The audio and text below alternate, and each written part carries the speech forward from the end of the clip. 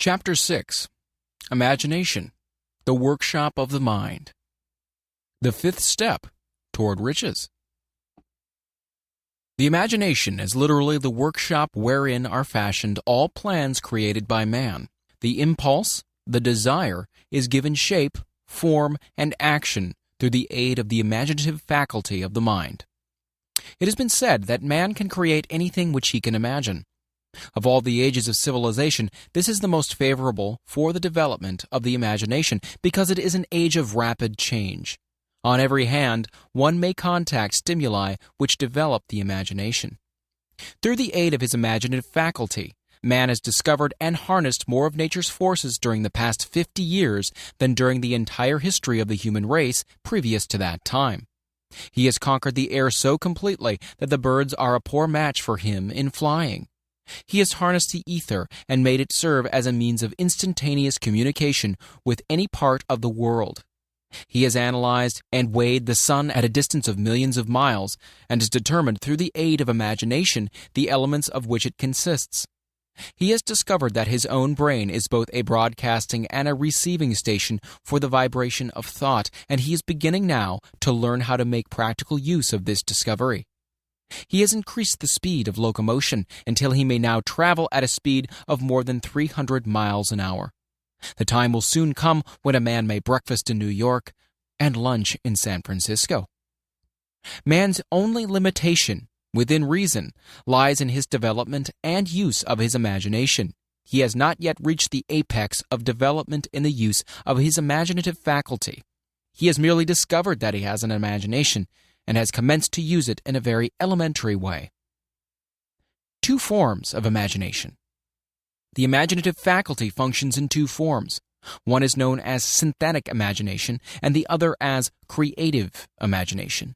Synthetic imagination. Through this faculty, one may arrange old concepts, ideas, or plans into new combinations. The faculty creates nothing. It merely works with the material of experience, education, and observation with which it is fed. It is the faculty used most by the inventor, with the exception of those who draw upon the creative imagination when he cannot solve his problem through synthetic imagination. Creative imagination. Through the faculty of creative imagination, the finite mind of man has direct communication with infinite intelligence. It is the faculty through which hunches and inspirations are received. It is by this faculty that all basic or new ideas are handed over to man. It is through this faculty that thought vibrations from the minds of others are received. It is through this faculty that one individual may tune in or communicate with the subconscious mind of other men. The creative imagination works automatically in the manner described in subsequent pages. This faculty functions only when the conscious mind is vibrating at an exceedingly rapid rate, as for example, when the conscious mind is stimulated through the emotion of a strong desire.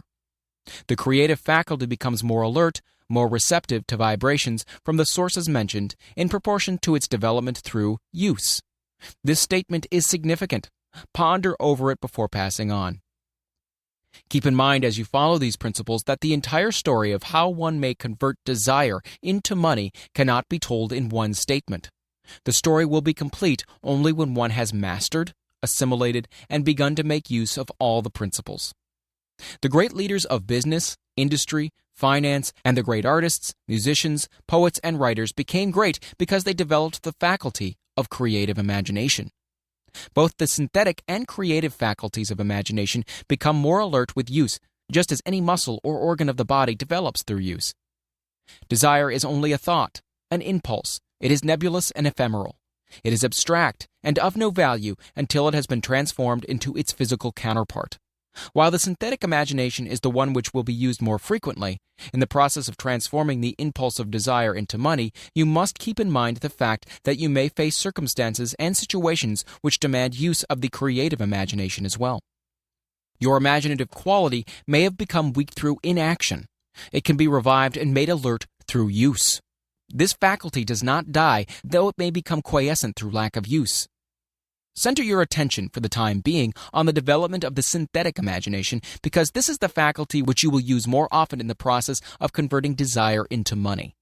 Transformation of the intangible impulse of desire into the tangible reality of money calls for the use of a plan or plans. These plans must be formed with the aid of the imagination, and mainly with the synthetic faculty.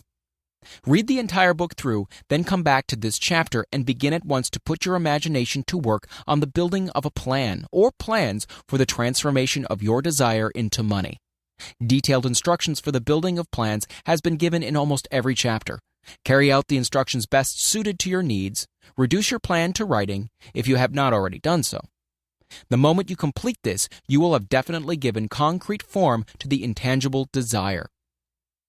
Read the preceding sentence once more. Read it aloud, very slowly, as you do so. Remember that the moment you reduce the statement of your power and a plan for its realization to writing, you have actually taken the first of a series of steps which will enable you to convert the thought into its physical counterpart. The earth on which you live, you yourself, and every other material thing are the result of evolutionary change, through which microscopic bits of matter have been organized and arranged in an orderly fashion.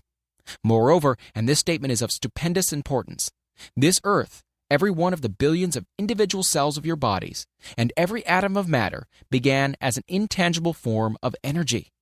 Desire is thought impulse. Thought impulses are forms of energy. When you begin with the thought impulse, desire, to accumulate money, you are drafting into your service the same stuff that nature used in creating this earth and in every material form in the universe, including the body and brain in which the thought impulses function. As far as science has been able to determine, the entire universe consists of but two elements, matter and energy. Through the combination of energy and matter has been created everything perceptible to man, from the largest star which floats in the heavens down to and including himself. You are now engaged in the task of trying to profit by nature's method. You are sincerely and earnestly, we hope, trying to adapt yourself to nature's laws by endeavoring to convert desire into its physical or monetary equivalent. You can do it. It has been done before. You can build a fortune through the aid of laws which are immutable, but first you must become familiar with these laws and learn to use them. Through the repetition and by approaching the description of these principles from every conceivable angle, the author hopes to reveal to you the secret through which every great fortune has been accumulated. Strange and paradoxical as it may seem, the secret is not a secret. Nature herself advertises it in the earth on which we live, the stars, the planets suspended within our view, in the elements above and around us, in every blade of grass, and every form of life within our vision. Nature advertises this secret in terms of biology, in the conversion of a tiny cell so small that it may be lost on the point of a pin, into the human being now reading this line.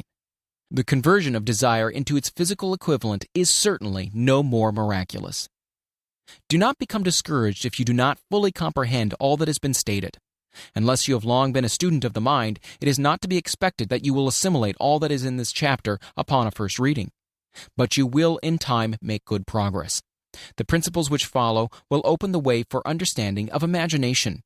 Assimilate that which you understand as you read this philosophy for the first time. Then, when you reread and study it, you will discover that something has happened to clarify it and give you a broader understanding of the whole. Above all, do not stop, nor hesitate in your study of these principles until you have read the book at least 3 times, for then you'll not want to stop. How to make practical use of imagination. Ideas are the beginning points of all fortunes. Ideas are products of the imagination. Let us examine a few well-known ideas which have yielded huge fortunes, with the hope that these illustrations will convey definite information concerning the method by which imagination may be used in accumulating riches. The enchanted kettle.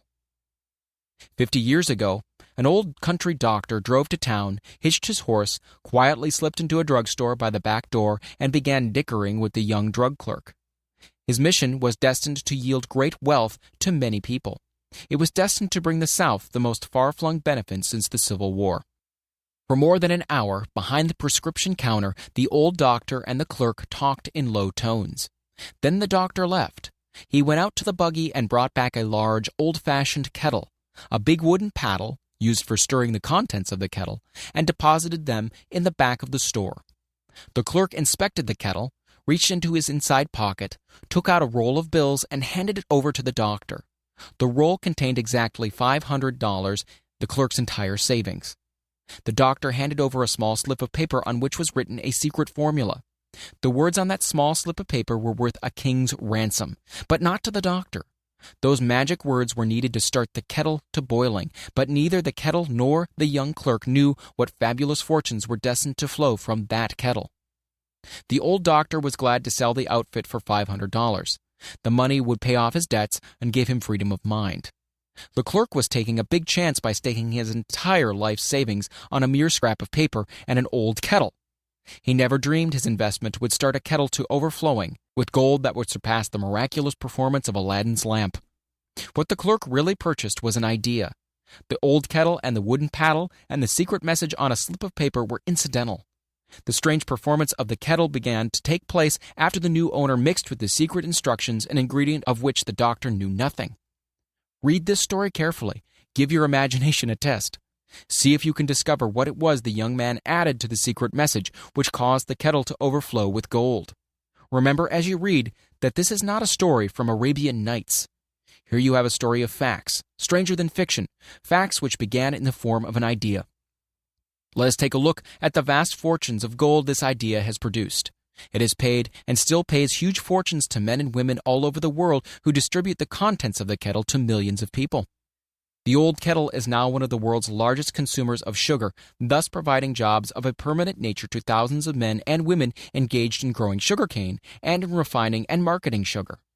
The old kettle consumes annually millions of glass bottles, providing jobs to huge numbers of glass workers. The old kettle gives employment to an army of clerks, stenographers, copywriters, and advertising experts through the nation. It has brought fame and fortune to scores of artists who have created magnificent pictures describing the product. The old kettle has converted a small southern city into the business capital of the South, where it now benefits, directly or indirectly, every business and practically every resident of the city. The influence of this idea now benefits every civilized country in the world, pouring out a continuous stream of gold to all who touch it. Gold from the kettle built and maintains one of the most prominent colleges of the South, where thousands of young people receive the training essential for success. The old kettle has done other marvelous things. All through the World Depression, when factories, banks, and business houses were folding up and quitting by the thousands, the owner of this enchanted kettle went marching on, giving continuous employment to an army of men and women all over the world, and paying out extra portions of gold to those who, long ago, had faith in the idea. If the product of that old brass kettle could talk, it would tell thrilling tales of romance in every language. Romances of love, romances of business, romances of professional men and women who are daily being stimulated by it. The author is sure of at least one such romance, for he was a part of it, and it all began not far from the very spot on which the drug clerk purchased the kettle. It was here that the author met his wife, and it was she who first told him of the enchanted kettle. It was the product of that kettle they were drinking when he asked her to accept him, for better or worse. Now that you know the content of the enchanted kettle is a world-famous drink, it is fitting that the author confesses that the home city of that drink supplied him with a wife. Also, that the drink itself provides him with the stimulation of thought without intoxication, and thereby it gives to serve refreshment of mind which an author must have to do his best work. Whoever you are, wherever you may live, whatever occupation you may be engaged in, just remember in the future, every time you see the words Coca-Cola, that its vast empire of wealth and influence grew out of a single idea, and that the mysterious ingredient the drug clerk Asa Chandler mixed with the secret formula was imagination. Stop and think of that for a moment. Remember also that the 13 steps to riches described in this book were the media through which the influence of Coca-Cola has been extended to every city, town, village, and crossroads of the world, and that any idea you may create, as good and meritorious as Coca-Cola, has a possibility of duplicating the stupendous record of this worldwide thirst killer. Truly, thoughts are things, and the scope of operation is the world itself. What I would do if I had $1 million. This story proves the truth of the old saying, where there's a will, there's a way. It was told to me by that beloved educator and clergyman, the late Frank Gonzalez, who began his preaching career in the Stockyards region of South Chicago. While Dr. Gonzalez was going through college, he observed many defects in our educational system, defects which he believed he could correct if he were the head of a college. His deepest desire was to become the directing head of an educational institution in which young men and women would be taught to learn by doing. He made up his mind to organize a new college in which he could carry out his ideas without being handicapped by orthodox methods of education. He needed $1 million to put the project across. Where was he to lay his hands on so large a sum of money? That was the question that absorbed most of his ambitious young preacher's thought. But he couldn't seem to make any progress.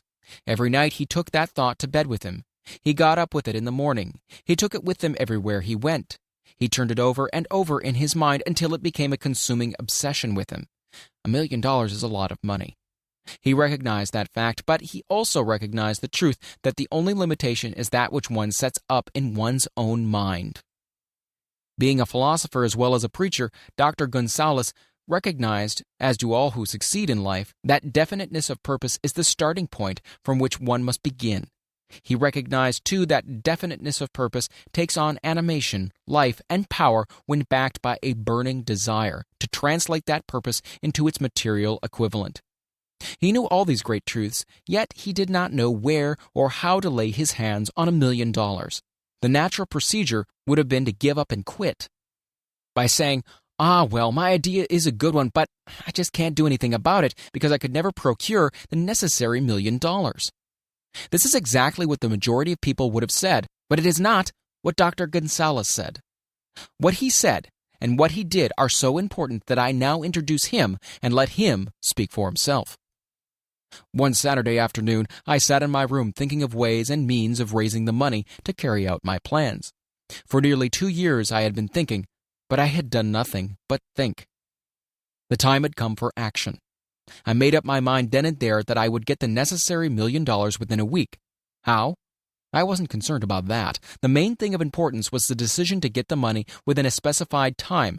And I want to tell you that the moment I reached a definite decision to get the money within a specified time, a strange feeling of assurance came over me, such as I had never before experienced. Something inside me seemed to say, "Why didn't you reach that decision a long time ago? The money was waiting for you all that time."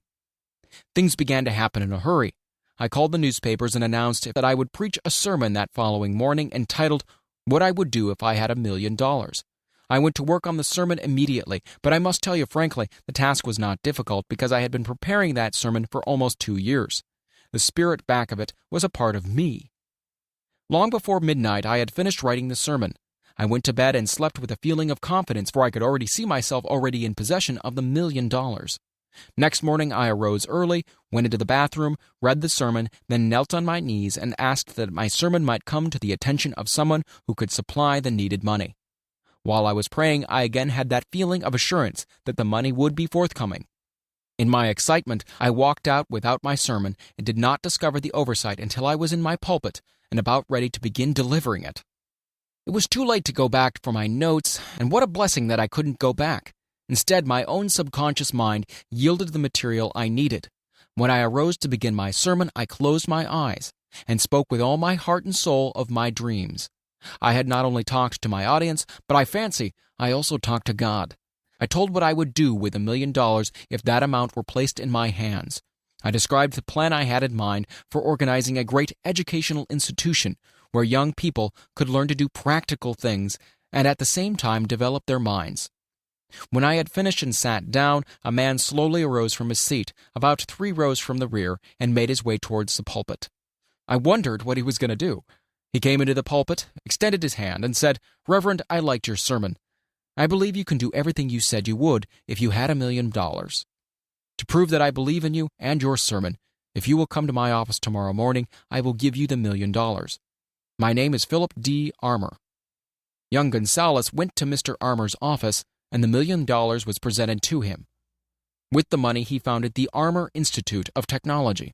That is more money than the majority of preachers ever see in an entire lifetime, yet the thought impulse back of the money was created in the young preacher's mind in a fraction of a minute.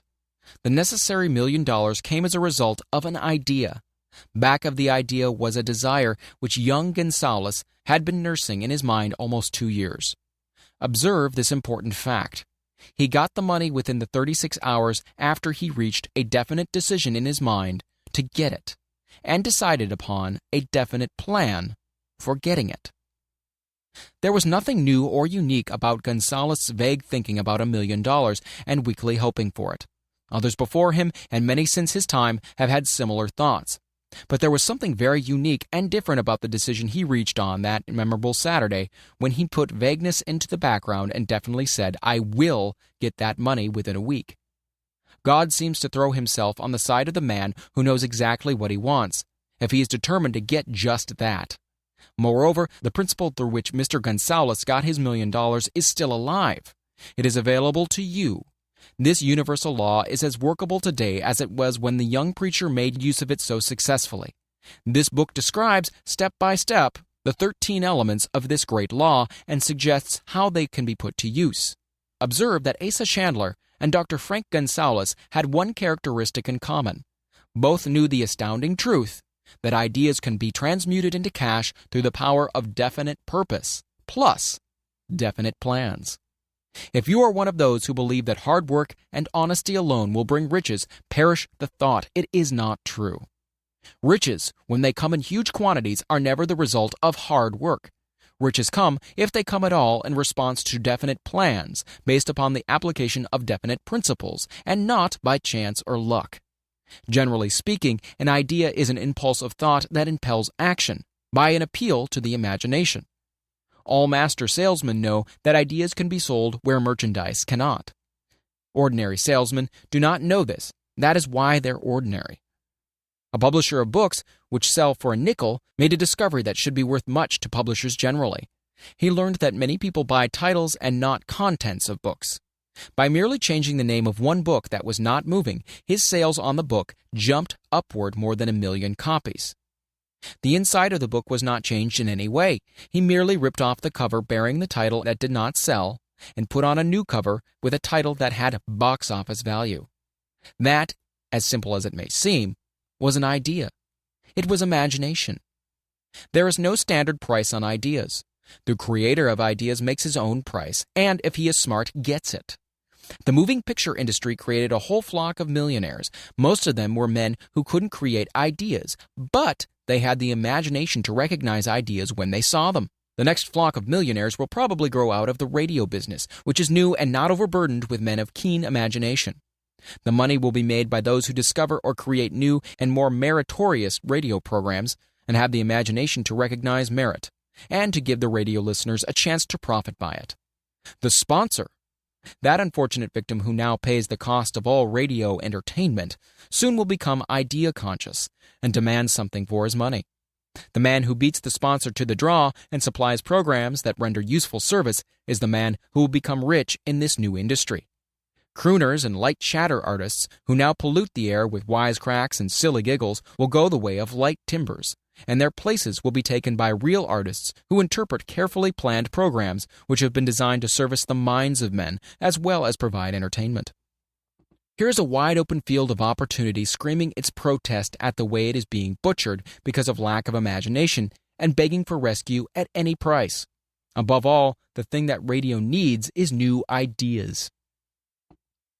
If this new field of opportunity intrigues you, perhaps you might profit by the suggestion that the successful radio programs of the future will give more attention to creating buyer audiences and less attention to listener audiences. Stated more plainly, the builder of radio programs who succeeds in the future must find practical ways to convert listeners into buyers. Moreover, the successful producer of radio programs in the future must key his features so that he can definitely show its effect upon the audience. Sponsors are becoming a bit wary of buying glib, selling talks based upon statements grabbed out of thin air.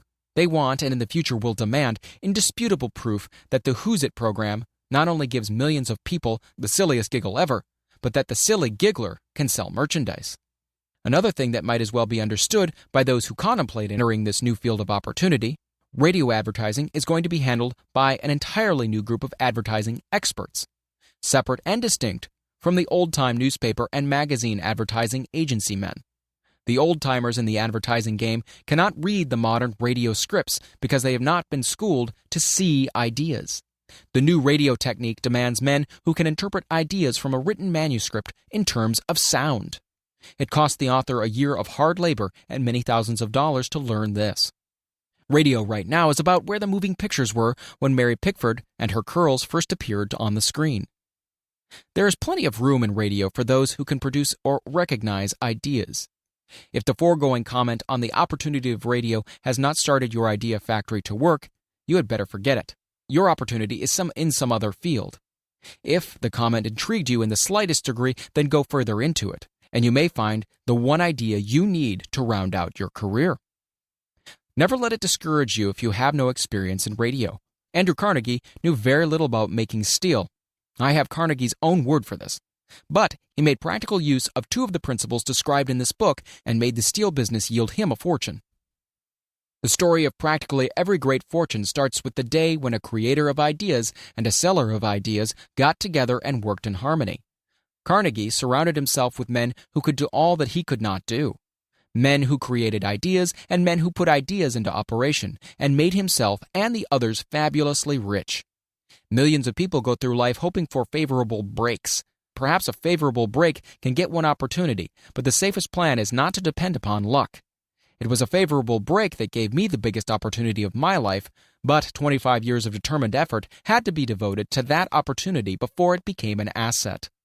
The break consisted of my good fortune in meeting and gaining the cooperation of Andrew Carnegie.